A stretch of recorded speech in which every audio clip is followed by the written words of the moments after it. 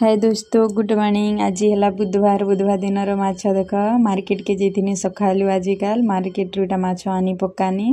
आउ काटमी बनी आरु कैंची रखीचे सियाड़े आलू चचा रखीचे यहाँ कैंची तो माछ लेंज माने काटसी और आलू चचारी तार काटी निकला सी सफा करदेनी आनी खुरी यहाँ रखीदे गोटे सैड्रे छोट छोट झुरी भी आनी थी तो छोट छोट झुरी भी रखीचे यहाँ देखुन से छोट छोट पोटिया माछ झिमो माछ मिसी और यहाँ बड़ टिके कर बड़ माछ यहाँ काटिक रखीदे भाजमी बनी आउ देखो मसला मुसली घूरे दी तेल गरम कथनी करेरी तेल गरम हो गला जनता यहाँ माछ छाण नौचे माछ के पातियारी यहाँ दुई पट नाई करी देखो तेल झपे देनी केते सुंदर ही तेल गरम है तो गरम है देदेव बोले माछ बहुत बढ़िया हेसी